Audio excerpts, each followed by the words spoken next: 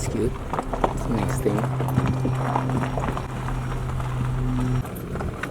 I'm Paolo. I'm Eric. Eric, nice to meet you. Finishing up, I want to get the cucumbers in real. A bunch of cucumbers and stuff. Hi, I'm Eric. I'm Sarah. Nice to meet you, Sarah. I'm the farmer. Farmer. So I get everything taken care of. I plant everything. We grow everything that you guys are going to eat tonight. Everything that's going to be on the plate pretty much came from the farm here today. Oh, it's great. It's calming, relaxing, but it's also a lot of work. Physical and also mental, because you also have to pay attention to what you're actually planting, when it's going to be ready, especially for the chefs. So make sure we always have everything ready. So.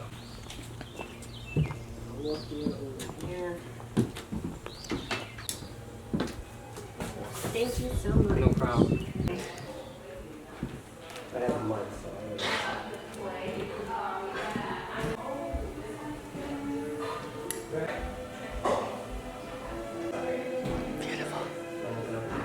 You're sweat. Oh, nice to see you. Okay, Very good. cinematic, like a movie.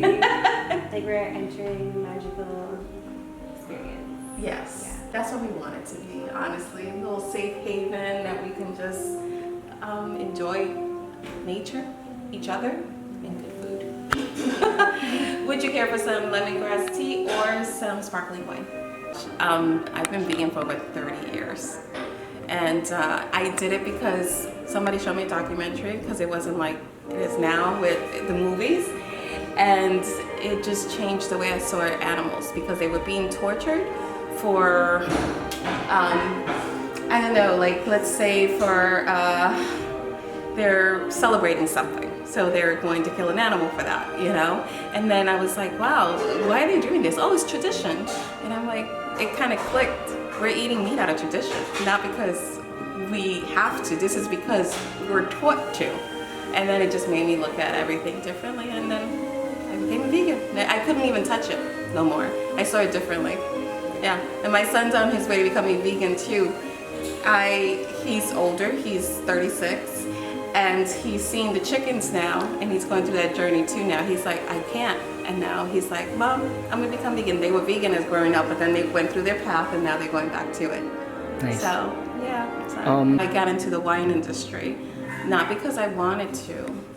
I went to France for my birthday, and during the wine tasting, they said egg whites. And I was like, why are they saying egg whites during wine tasting?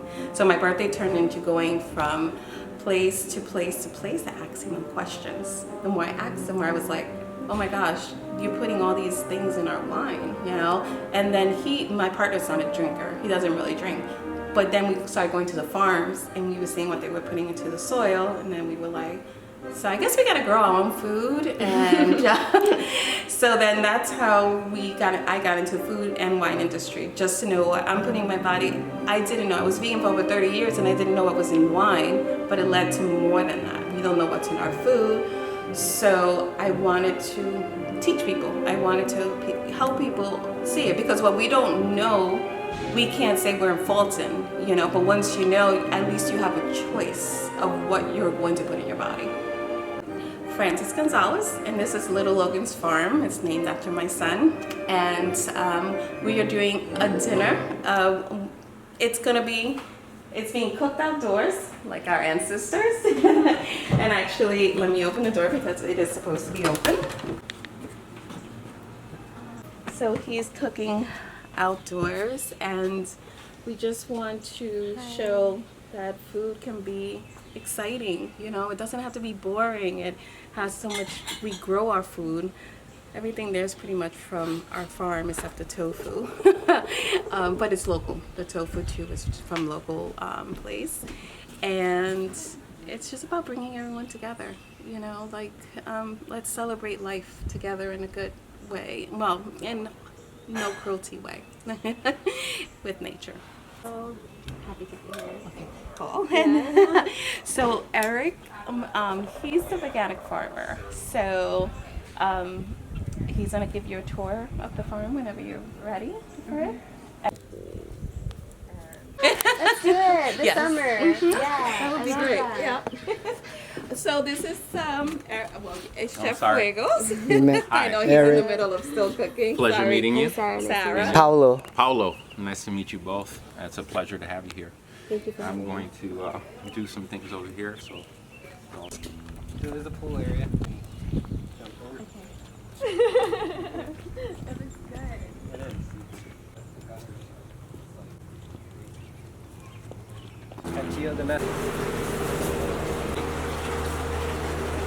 Fig tree leaves, and we have fig tree leaves tea. This is the commercial version, so this is what they sell in the stores. And this plant, these two plants were the original plants that got that stuff over there, over that big batch, and this batch behind you, and all those batches that you saw all came from here. Wow. I kept propagating and Propagation. propagating. Yeah. See, they're growing and they're flowering now. Here's a pomegranate. Pomegranate. So we're gonna plant that outside so we can get pomegranates. This is our, we just got this. It's a avocado tree. So it's a, it can handle up the cold weather. Corn, this will get planted this week. Some beets. This is mixed between, this is spinach, which we'll replant, and this is Swiss chard. Tomatoes, cilantro is growing. These are, you know, the little cucumbers, cucumber mints. So these are the babies. You can see these cucumber mints. And then we trellis them outside. I'll show you outside where we plant them. And, I will show you the most important thing and the most special thing. Our bananas. Wow. Our banana tree in first year. Some of them dropped off, so they dropped off. So they drop off, they peel, and then so we have bananas. When the first one came in, it was like 70 degrees outside, 60 degrees like a month ago. And then all of a sudden we got that cold spell. And so I think that's the reason why. So, today I had to like try to maneuver because everything was falling over there. So I put some sticks to hold everything up so you can get a better view. But yeah, we had our first lemon last year. It was like a little spot right here. We use it, it has so much juice. And then all of a sudden this winter we have flowers like no tomorrow, and we had unbelievable amounts of lemon. That's Wow. so cool. Yeah. Dome. Yeah. Magical. And then we have here, Nice. Ooh. and we have in here jalapenos. And then this, I believe. Lemongrass or citronella, what do you think? When I was younger, we had a small farm close to here in Goshen.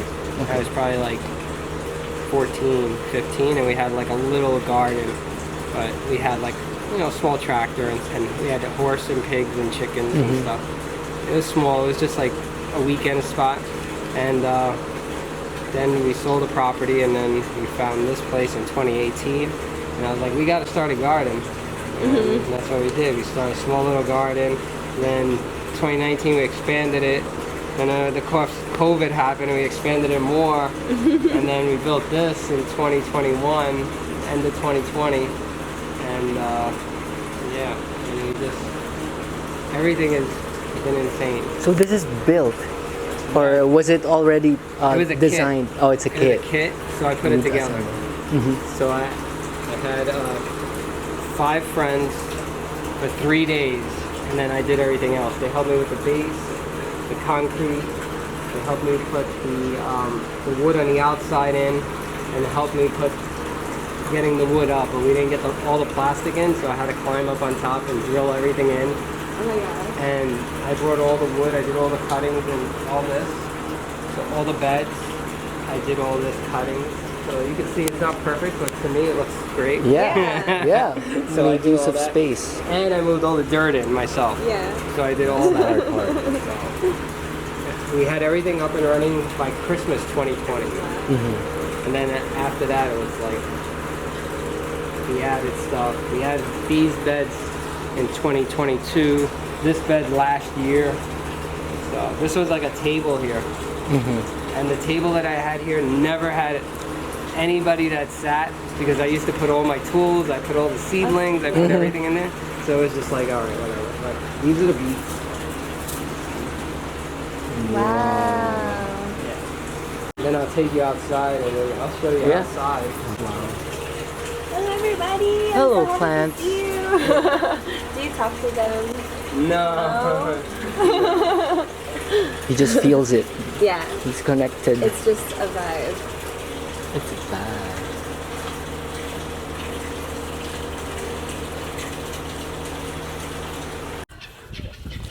I don't like the neighbors.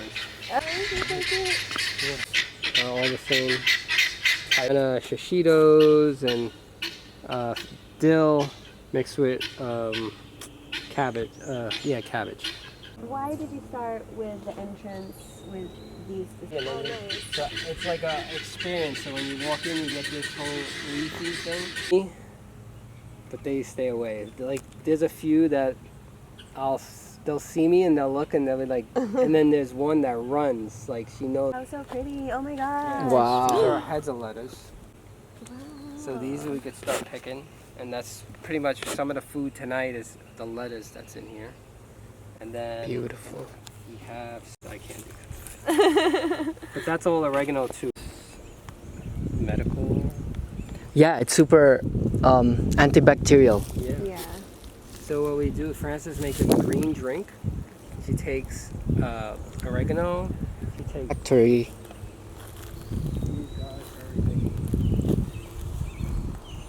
dill. I love dill too. Yeah, so you could smell it. You could take some and smell it. Plant more cucumbers here.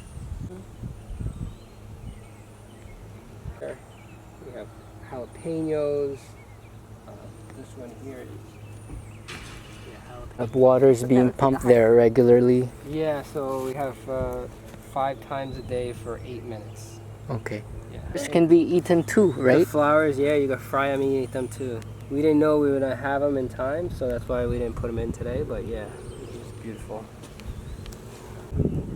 So you can see there's footprints here. Oh my gosh. That's so Ooh, cute. friends.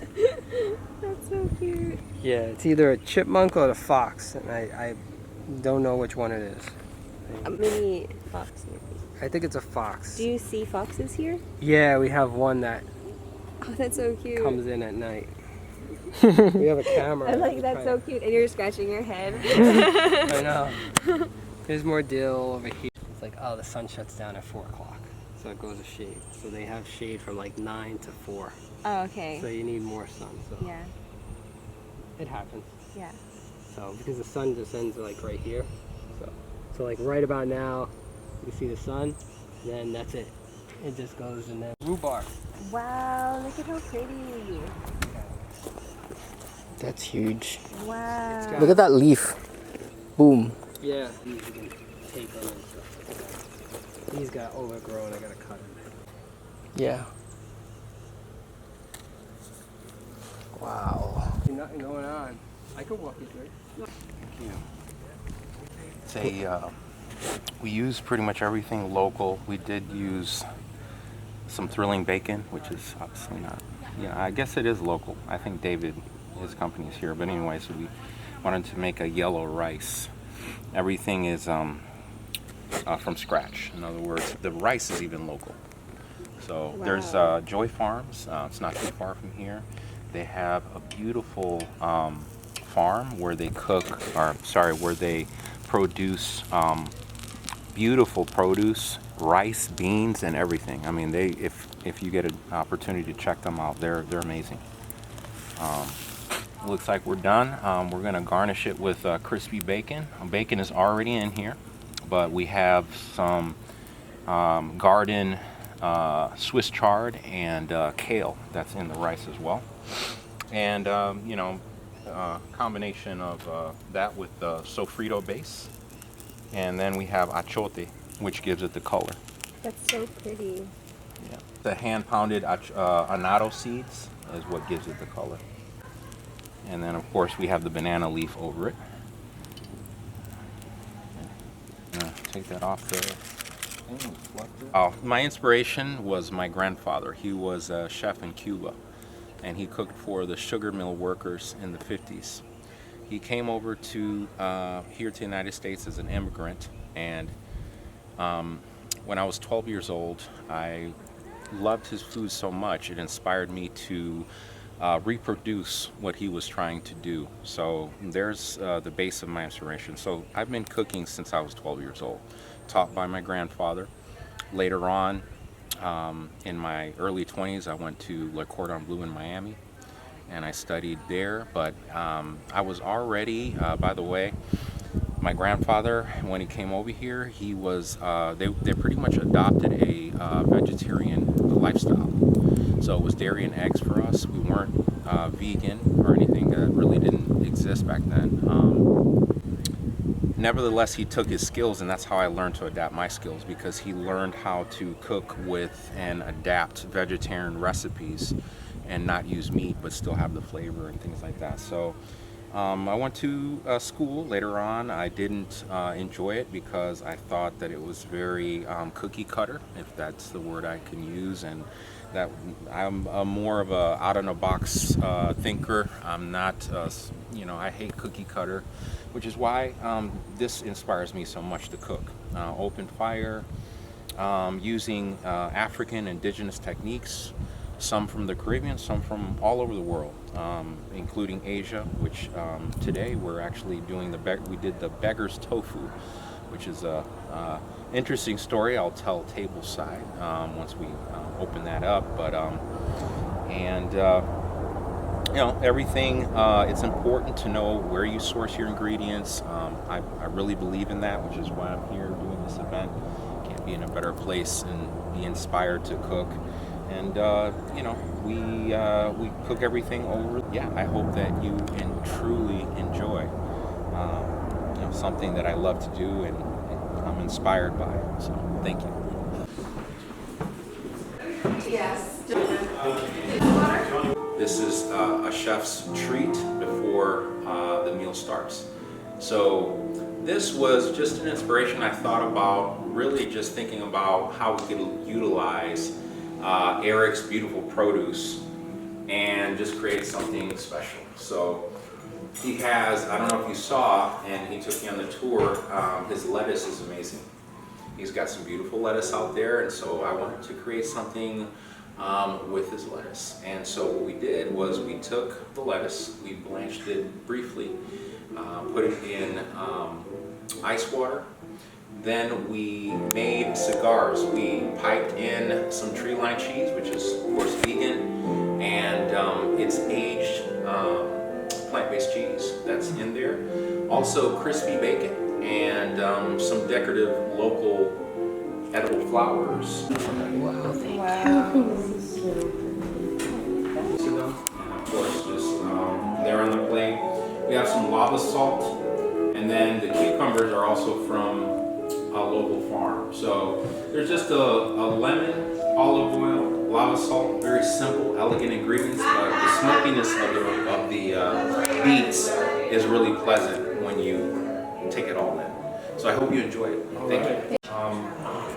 Dish is to share, because, no, it is, and this is what Fuegos is all about: community, sharing, eating with your hands as well. So don't be afraid to grab one of those with your hands.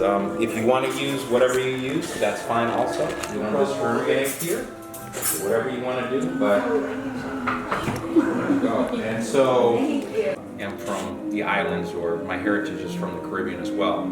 And so I said, lion's mane is something that is utilized by maybe some chefs or restaurants that I've seen as a seafood application. I've personally made lump crab cakes with using lion's mane, right? So it has, a seafood application. So what I said, let me try to make bacalaitos, which is a Puerto Rican street food, and using lion's mane. And so it turns out we had a blast the last time we were here. We made sandwiches with bacalaitos, and it was just delicious. And I said, you know what? It would go perfect with the Fuegos theme, because as you can probably tell, a lot of the food is inspired by me, my grandfather, my heritage, which is from the Caribbean. Right now we have bacalaitos with lion's mane, and we have another tree-line cheese, but this one is a little tangier. It's a goat cheese, right? From tree-line, plant-based of course. And then we have a special 7-herb pesto, which is made from all the herbs from Eric's dome and garden. So they were freshly picked and turned into a nice, beautiful sauce to go with the goat cheese. Enjoy. Those bacalitos are delicious. We have local tofu that's been jerked, okay? That has been wrapped in banana leaves, parchment paper, and then encased in natural clay. In Imperial China, there was a beggar who stole a chicken, and he wanted to cook it, and he was obviously scared to get caught, right? The Imperial guards actually were smelling food, and they basically caught him. But before they caught him red-handed, he actually threw it, the encased chicken, that in China the recipe is with lotus leaves, but since I'm from the Caribbean, I use banana leaves, so it's a little twist on that recipe. But in essence, he threw it in the fire, and they discovered him anyway, that he had stolen the chicken. But when he unwrapped it, okay, and the Imperial Guard wanted to try it, he praised the beggar for being the best chicken that he ever tasted, which actually that recipe ended up in the palace of the king, and so there the story goes. It became an iconic dish because of a sort of an accident, or maybe somebody trying to hide something. It became something great. So today we have reimagined it. We're using tofu. We use fresh jerk and original Jamaican jerk seasoning, all fresh, Scotch bonnet. You have the ginger, all local stuff except for the Scotch bonnet. Unfortunately, not yet, but Eric's working on getting Scotch bonnets here in the dome, so we'll see. That is essentially what inspired me to make this and reimagine it in a plant-based recipe. So this is kind of the highlight of Fuegos. We like to do several techniques that are very uncommon. For example, in other Fuegos that I've done the splitting of a bamboo to reveal rice that's been cooked inside of bamboo. So several techniques that aren't common, which is once again why there seems to be an allure, an attraction to the Fuegos, because you don't get to see this every day. You know, go like this, you know, you take the clay off, right? There we go, right there. So it's layers of tofu, and I did something a little bit different. Francis got me some fresh lemongrass from the garden, and this lemongrass is used in different parts of Asia, including the Philippines, to perfume rice, to perfume different dishes as well. So there's a piece of lemongrass in there in addition to the fresh jerk, so it gives it a nice, beautiful fragrance to this. And so this will be served shortly with rice that's been cooked over the fire with Swiss chard and kale, and it has thrilling bacon. It's a Caribbean themed rice, but it's going to pair well with the jerk seasoning, the tofu. And then we have some mushrooms that have been actually cooked over the fire as well, and we'll explain more of that in just a bit. Thank you so much. I love like exotic techniques. Yes. You know. This is a Caribbean-inspired, rustic-style way of serving, and at Fuegos, that's what we do. We want to keep it elegant, but we also understand that communities around the world gather together at a table. They share things. They usually eat in this style, right, where they are eating a few sides. They're eating the meat dishes, if you will. So let's talk about what's on the plate. Probably not gonna go to bed today.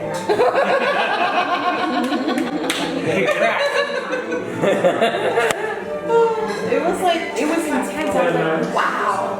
I felt like my pupils were dead. Would share this with social media friends, or so for allowing me to do my thing here. You know, every time I come to the Hudson Valley, which Eric.